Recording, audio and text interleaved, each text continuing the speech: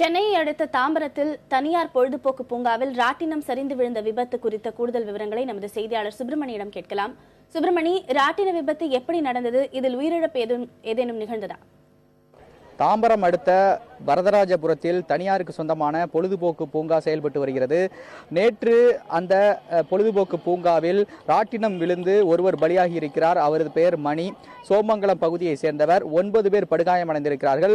புதிதாக டிஸ்கோ ராட்டினம் என்ற ஒரு வகையான ராட்டினத்தை அவர்கள் தயார் செய்து கொண்டிருக்கிறார்கள். அப்போது சோதனை ஓட்டத்திற்காக அந்த ராட்டினத்தை இயக்கிய போது ராட்டினம் இடிந்து விழுந்திருக்கிறது. இதில் 9 பேர் காயமடைந்திருக்கிறார்கள். அவர்கள் குரோம்பேட்டை அரசு மருத்துவமனை சிகிச்சைக்காக அனுமதிக்கப்பட்டிருக்கிறார்கள். அது மட்டுமல்லாமல் இந்த விபத்து காரணமாக சோமங்கலம் போலீசார் முதல் கட்டமாக விசாரணை நடத்தி கொண்டிருக்கிறார்கள். ஆனால் இதுவரை வழக்கு பதிவு செய்யப்படவில்லை, புகாரும் கொடுக்கப்படவில்லை என்று காவல்துறை தரப்பில் தெரிவிக்கப்பட்டிருக்கிறது. இதற்கிடையில் இந்த விபத்து குறித்து உரிய விசாரணை நடத்துவதற்கு காஞ்சிபுரம் மாவட்ட கலெக்டர் கஜலட்சுமி உத்தரவிட்டிருக்கிறார். ஸ்ரீபெரும்புதூர் தாசில்தார் தாமோதரன் தலைமையிலான ஒரு குழுவினர் இந்த விபத்து குறித்து முழுமையாக விசாரணை நடத்துவார்கள் என்று அவர் உத்தரவிட்டிருக்கிறார். அதன் தொடர்ச்சியாக இன்று மதியத்திற்குள் ஸ்ரீபெரும்புதூர் தாசில்தார் தலைமையிலான குழுவினர் இந்த சம்பவம் நடந்த இடத்திற்கு வந்து விசாரணை நடத்த இருக்கிறார்கள். அது மட்டுமல்லாமல் இன்று இந்த விபத்து காரணமாக இன்று இந்த பொழுதுபோக்கு பூங்காவிற்கு விடுமுறை விடப்பட்டிருக்கிறது.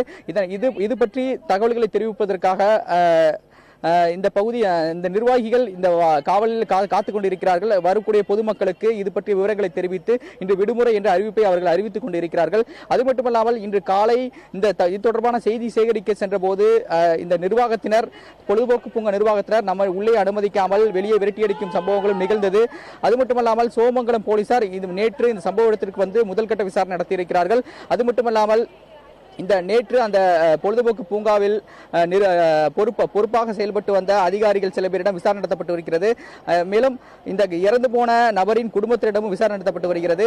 கடந்த சில மாதங்களாக இந்த ராட்டினம் இந்த பொழுதுபோக்கு பூங்காவிற்குள் அதாவது தயார் செய்யக்கூடிய பணிகள் நடந்து வந்திருக்கிறது. கிட்டத்தட்ட 20க்கும் மேற்பட்ட ஊழியர்கள், இதே பகுதியை சேர்ந்த 20க்கும் மேற்பட்ட ஊழியர்கள் அந்த பணியில் ஈடுபட்டுக் கொண்டிருக்கிறார்கள். நேற்று எதிர்பாராத விதமாகத்தான் விபத்து நிகழ்ந்ததாக இந்த பொழுதுபோக்கு பூங்காவின் பொறுப்பாளர்கள் தெரிவிக்கிறார்கள். இந்த நேரத்தில் அந்த விபத்துல காயமடைந்தவர்களுடைய நிலை எப்படி இருக்கு? நேற்று அந்த விபத்து நிகழ்ந்தவுடன் முதல் கட்டமாக தாம்பரத்தில் இருக்கக்கூடிய தனியார் மருத்துவமனை தான் அவர்களுக்கு சிகிச்சை அளிக்கப்பட்டது. அதன் தொடர்ச்சியாக மேல் சிகிச்சைக்காக தற்போது 9 பேர் குரோம்பேட்டை அரசு மருத்துவமனை சிகிச்சைக்காக அனுமதிக்கப்பட்டிருக்கிறார்கள். அதே போல இறந்து போன மணியின் உடல் பிரேத பரிசோதனைக்காக அதே மருத்துவமனையில் வைக்கப்பட்டிருக்கிறது. முதல் கட்டமாக சோமங்கலம் போலீசார் இது தொடர்பாக விசாரணை நடத்தி கொண்டிருக்கிறார்கள். ஆனால் இது தொடர்பாக அந்த இறந்து போன குடும்பத்தினர் தரப்பிலிருந்து இதுவரை எந்த புகாரும் வரவில்லை. புகார் வந்த பிறகு உரிய விசாரணை நடத்தி நடவடிக்கை எடுக்கப்படும் என்று காவல்துறை தரப்பில் தெரிவிக்கப்பட்டிருக்கிறது.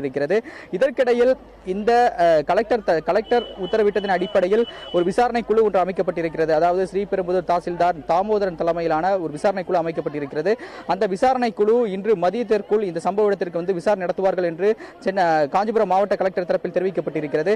அது மட்டுமல்லாமல் முதல் கட்ட விசாரணையில் இந்த ராட்டினம், அதாவது டிஸ்கோ ராட்டினம் அதனுடைய பெயர், இதனை வேறு ஒரு பொழுதுபோக்கு பூங்காவிற்காக இதே பகுதியில் வைத்து அது தயார் செய்யப்பட்டிருக்கிறது.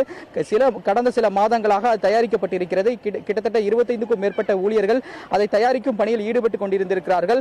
நேற்று அதன் சோதனை ஓட்டம் நடைபெற்றிருக்கிறது. அந்த சோதனை ஓட்டையின் போது பொதுமக்கள் அமரக்கூடிய இடத்தில் மணல் மூட்டைகள் நிரப்பப்பட்டு அதனை இயக்கும் பணியில் 25 ஊழியர்கள் ஈடுபட்டிருக்கிறார்கள்.